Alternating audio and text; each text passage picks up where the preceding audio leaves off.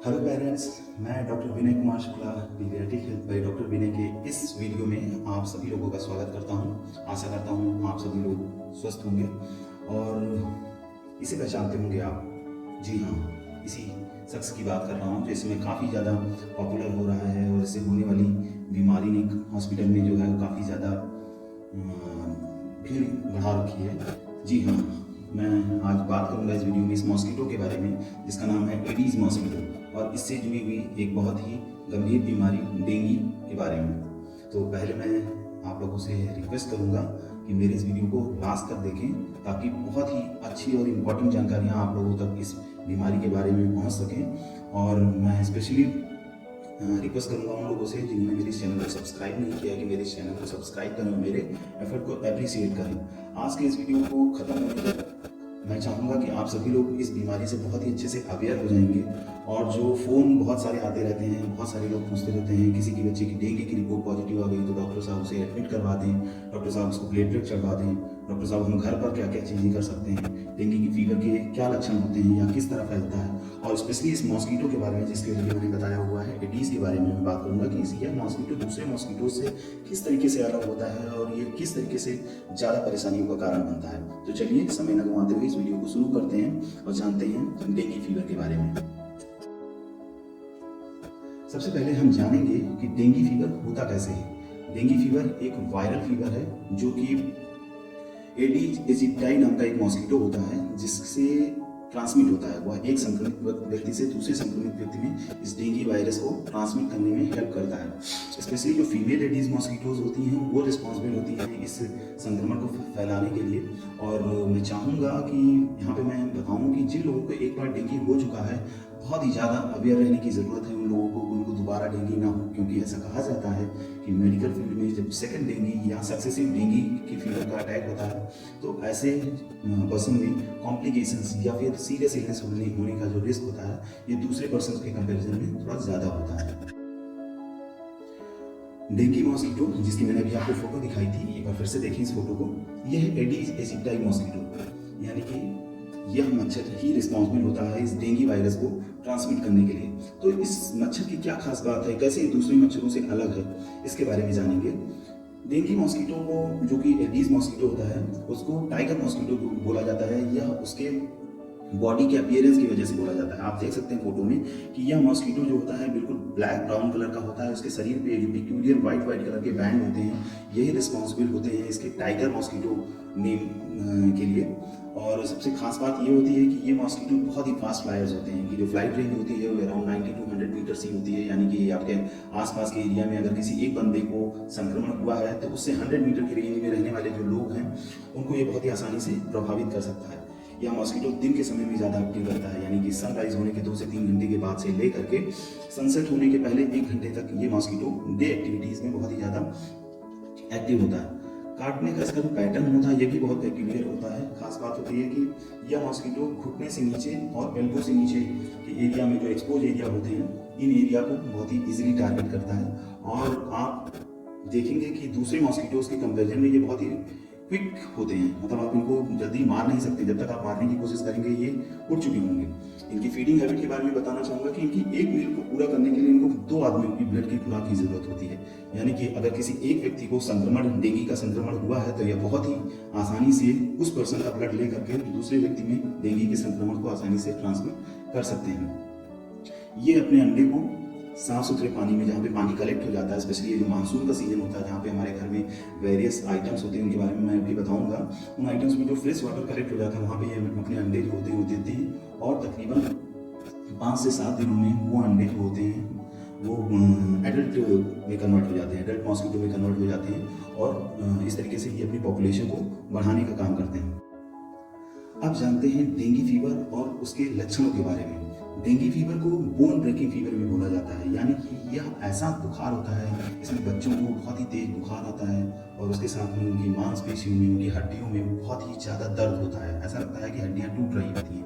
तो इसलिए इस पर्टिकुलर फीवर को बोन ब्रेकिंग फीवर भी बोला जाता है। इसके अलावा डेंगू फीवर के जो लक्षण होते हैं उनमें सिर में तेज दर्द होना, उल्टी होना या फिर जी मिचलाना, पेट में भी थोड़ा थोड़ा दर्द हो सकता है, बॉडी पे कैरेक्टरिस्टिक रैसेस भी अपीयर हो सकते हैं। मतलब ऐसे बच्चों को जो होता है वो रैसेस का अपीयर होना भी एक सामान्य बात होती है। उसके अलावा उनकी बॉडी को आप टच करेंगे तो उनकी बॉडी काफ़ी इरिथमेटस या फिर रेडिश कलर की अपीयर होती है।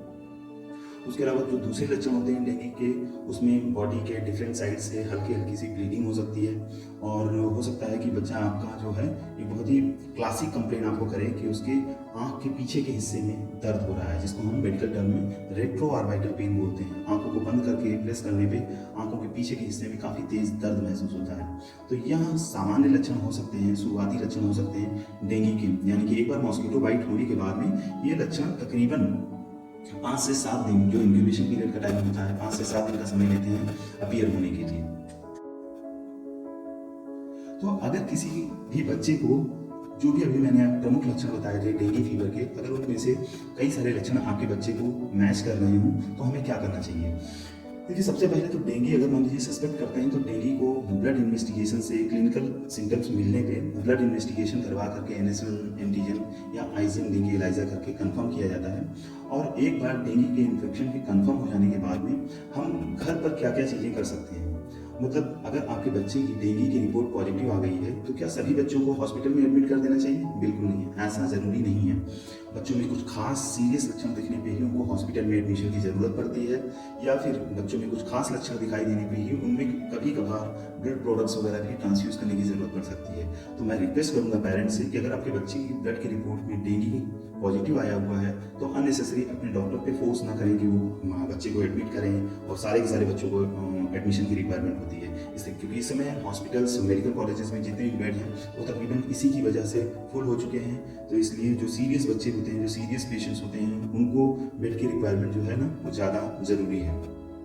तो हम ऐसा क्या करें और ऐसा क्या ना करें अगर आपके बच्चे की डेंगू की रिपोर्ट पॉजिटिव हुई है? तो सबसे पहले सबसे जो जरूरी बात होती है कि बच्चे के हाइड्रेशन का बहुत ही जरूरी ध्यान रखें, क्योंकि बच्चे को तेज बुखार होता है, बुखार के साथ में बच्चे को उल्टियाँ होती हैं। तो इस तरीके से बॉडी से जो वाटर है वो लॉस होता है, इनसेंसिबल वाटर लॉस होता है, वो धीरे धीरे होता रहता है और आपका बच्चा अंदर ही अंदर डिहाइड्रेट होने लग जाता है। तो जो सबसे पहली चीज़ पेरेंट्स को करनी चाहिए कि बच्चे के डिहाइड्रेशन को प्रिवेंट करने की कोशिश करनी चाहिए, क्योंकि हर एक चीज़ की जो शुरुआत है ये इसी डिहाइड्रेशन से, पानी की कमी की वजह से ही शुरू होती है। तो अगर बच्चे को बुखार हो रहा है तो उसका हाइड्रेशन मेंटेन करें। इसके लिए आप बच्चे को सामान्य पानी, ORS, मिल्क, घर पे निकाला हुआ जूस, कोकोनट वाटर, ये डिफरेंट सब्सटेंसेस, लिक्विड सब्सटेंसेस जो हैं वो प्लेंटी अमाउंट में देते रहें ताकि बच्चे में पानी की कमी ना हो।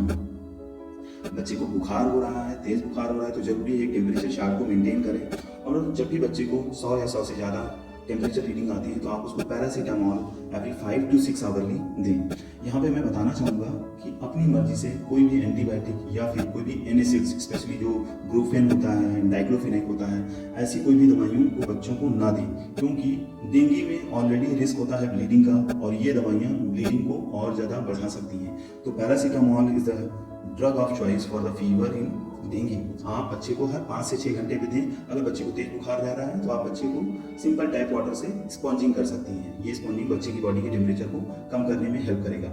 उसके साथ ही साथ में हमको ध्यान देना चाहिए कि बच्चे का जो डाइट है वो भी मेंटेन रहे। तो ऐसे बच्चों को लाइट डाइट यानी कि छोटे छोटे एलिकॉर्ड्स में जो डाइट है वो देना चाहिए, ताकि बच्चे में एनर्जी डिफिसिट होने के चांसेस भी जो हैं वो कम हो जाए और बच्चा जो है थोड़ा बेहतर महसूस करे।